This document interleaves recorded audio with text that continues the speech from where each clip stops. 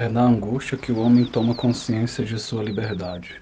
Ou, se prefere, a angústia é o modo de ser da liberdade como consciência de ser. É na angústia que a liberdade está em seu ser, colocando-se a si mesmo em questão. Meus pais são nordestinos, vieram para Brasília ali no final da década de 70, início da década de 80. Eu sempre estudei a vida toda em escola pública e eu falo isso com muito orgulho. Eu sonhava em ser jogador de futebol, né? Era um sonho de infância que eu tinha. Eu sempre gostei muito de estudar. A gente tinha que estudar porque era de família pobre e os estudos era praticamente o único caminho que a gente tinha se a gente quisesse ter uma vida melhor e tal. Cresci numa quebrada, né, no Gama, setor sul, na quadra 15. Depois fui para Santa Maria com a minha família, né, lá onde foi toda a parte da minha infância, da minha adolescência e tal. Meu pai, ele foi vigilante, né, durante muitos anos da vida dele, e ele trabalhou como ajudante de pedreiro também. E a minha mãe, boa parte da vida dela, ela foi diarista. Depois de um tempo, ela teve que se tornar só do lar mesmo, por conta do nascimento do terceiro filho, né? A minha primeira apreensão, quando eu tinha 15 anos de idade, isso lá em 2006, quando eu fui cumprir medida socioeducativa no CAGE, aquilo me assustou muito, assim, sabe?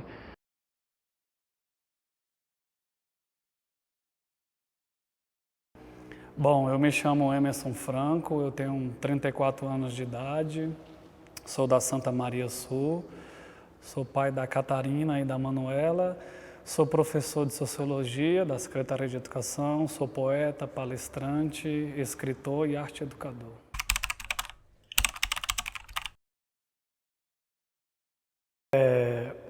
Eu tinha uma revolta muito grande, assim, sabe, Cecília, na minha adolescência, né, na minha juventude ali, eu vi todos os meus amigos, colegas indo para a criminalidade, para a violência urbana, e era quase que inevitável não ir junto assim, sabe?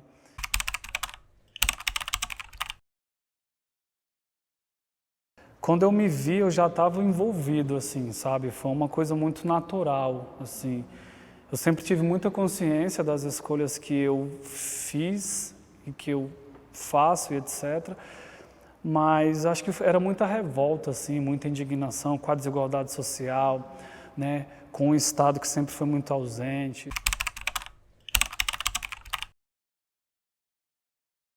Dentro do crime, a gente tinha que manter uma postura de que homem não sente medo, de que homem não chora, de que homem não tem sentimento e tal, mas quando eu chego dentro desse espaço de privação de liberdade, que era o CAGE, na M8, e que eu vi aquele espaço pequeno, milhares de adolescentes, os mais variados tipos de atos infracionais cometidos, as torturas físicas, psicológicas, né?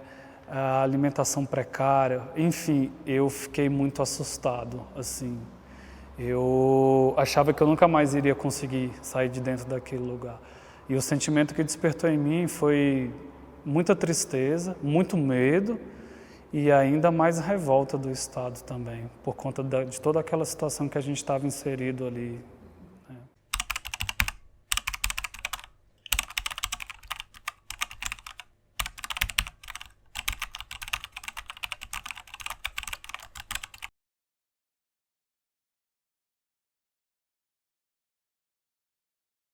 Eu fiquei um tempo assim, recolhido em casa, com medo até das ruas, né?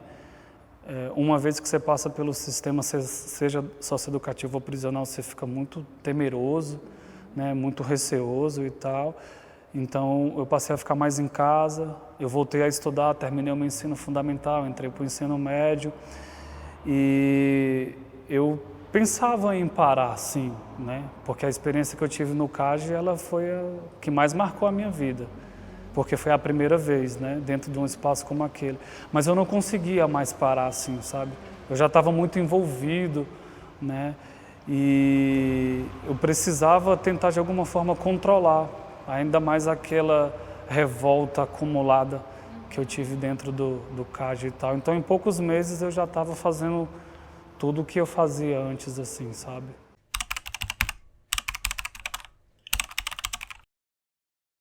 Eu chego na Papuda em 2009, né? Em 2008, perdão, quando eu estava com 19 anos de idade.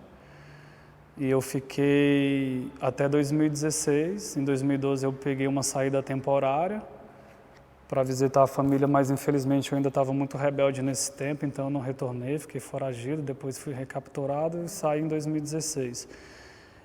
Eu cheguei numa cela, Cecília, que tinha 34 homens, no Centro de Detenção Provisória da Papuda, o CDP. Só que esse espaço físico ele só comportaria no máximo 10 pessoas, porque tinha 10 camas, mas tinha comigo 34 pessoas. Então parte do meu corpo para dormir ficava para dentro do banheiro e outra parte para fora. E isso é o que a gente chama de encarceramento em massa. Prende, pune e condena. E muito mal, mas não recupera, porque não tem como se recuperar numa situação dessa.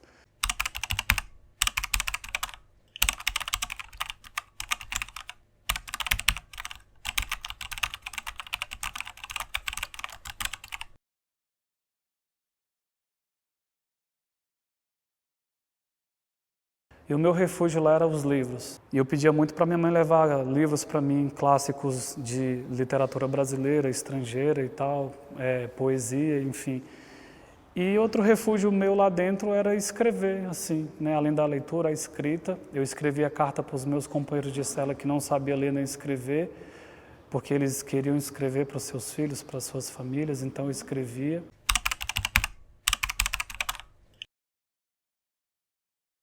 Esse aqui é o meu livro, né, o Francas Palavras, primeiro volume, que foi lançado esse ano pela Avá Editora, que eu deixo aqui meu agradecimento. Eu comecei a escrever esse livro em 2009, quando eu tinha 1 ano, que eu estava dentro do sistema prisional. Eu escrevia ele recolhendo do lixo, tipo papel higiênico, embalagem de cigarro, aí a gente passava creme dental nesses papéis e o lápis era improvisado de pólvora de palito de fósforo, né? Eu me tornei artesão lá dentro, reciclando do lixo tudo aquilo que eu via que dava para tornar arte. E às vezes quando pintava uma caneta, um lápis ali, eu guardava e escrevia.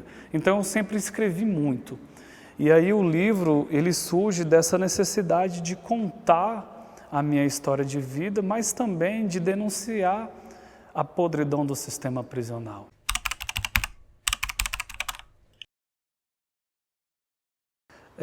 O processo de ressocialização, de ser reintegrado à sociedade, ele é muito complicado, né? Primeiro porque o preconceito é muito grande, né? A sociedade ela é muito preconceituosa. Muitas pessoas defendem o discurso de que bandido bom é bandido morto, né?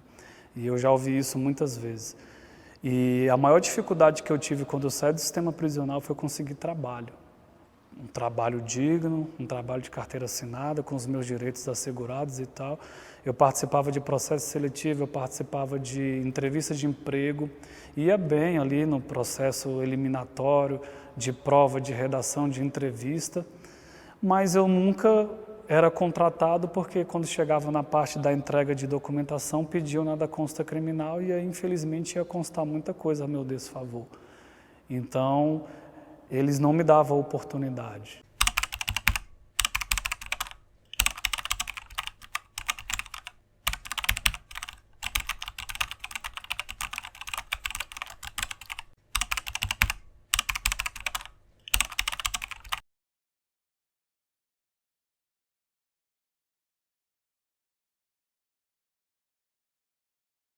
E eu já tinha uma filha, né? Então eu tinha que suprir as necessidades básicas da minha filha. E eu sabia que o crime poderia me proporcionar isso. Mas eu tinha dentro de mim aquela certeza e aquela vivência de que, cara, eu já sei de onde eu vim, eu preciso saber aonde eu quero chegar. E se eu retroceder, eu posso nem ir preso, eu posso ser assassinado. Então, a minha filha, ela poderia ter um pai ausente, né? Um pai assassinado muito novo. Então, assim, eu fui para o mercado de trabalho informal, né? Eu fui vendedor ambulante, né? Eu trabalhei no semáforo, eu trabalhei no baú lotado, né? Porque era a forma que eu tinha minimamente de ter algum dinheiro e não voltar para a criminalidade. Porque eu não queria voltar para a criminalidade. E ela estava ali o tempo todo querendo me abraçar e tal. Mas eu fui para o mercado de trabalho informal por subemprego para sobreviver e dar um mínimo para minha filha, né? O projeto foi uma entrevista que o Fred Ferreira fez no DFTV e eu fui convidado para trabalhar na Câmara. Como que era trabalhar na Câmara? Era massa? Cara, maravilhoso. Mas eu não gostava não, eu gostava da rua, eu gostava das escolas. Bom, o Papo Franco ele surgiu em maio de 2016, quando eu tinha poucos meses que eu estava na rua. Ele surge da necessidade de tentar salvar a molecada da minha quebrada que eu estava vendo se perdendo. Num primeiro momento era só para conversar com eles mesmo, contar a minha história de vida e mostrar para eles, olha, segue o caminho da educação, cara, segue o caminho ali da família, do trabalho, não vai por esse caminho das drogas, da criminalidade, né, que você pode passar por tudo que eu passei e tal, e eu não quero que você passe. E aí eu fui tomando gosto por isso, aí eu comecei a ir para as escolas da Santa Maria, que é a minha quebrada, e ali do entorno também do Goiás, a região do Goiás. E hoje o Papo Franco, né, incrivelmente, sem apoio, sem custeio, sem financiamento, sempre foi um projeto apartidário, antirreligioso, não visa fins lucrativos, sempre foi de forma voluntária. Hoje, o Papo Franco ele já passou por 400 escolas públicas de ensino fundamental e médio do DF e do entorno. São 9 unidades socioeducativas, são diversas apresentações em simpósio, seminário, webinário. Unidades prisionais são 4, clínica de reabilitação, casa de recuperação, universidade, faculdade. Tem uma caminhada gigantesca, assim, e tem resultados, tem muitos resultados.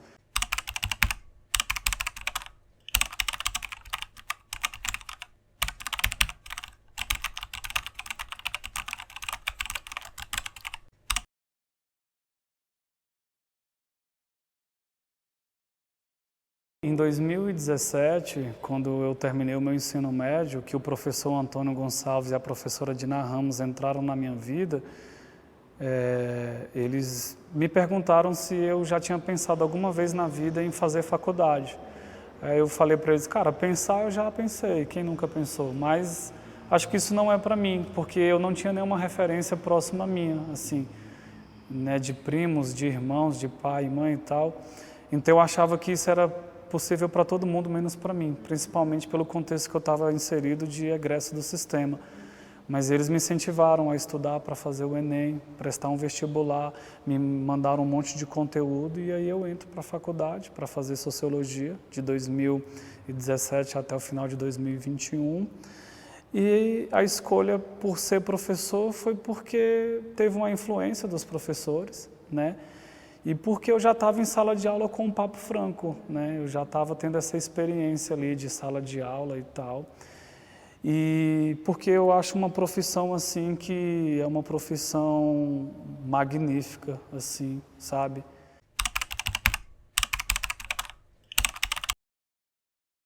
Das 30 tatuagens que eu tenho espalhadas pelo meu corpo, todas elas têm uma simbologia, né? O nome da minha mãe, o nome do meu avô que eu perdi, né? Meu avô materno, o nome das minhas filhas, a palavra resistência, né? Porque eu sempre tive que ter muita resistência, as datas em que minhas filhas nasceram.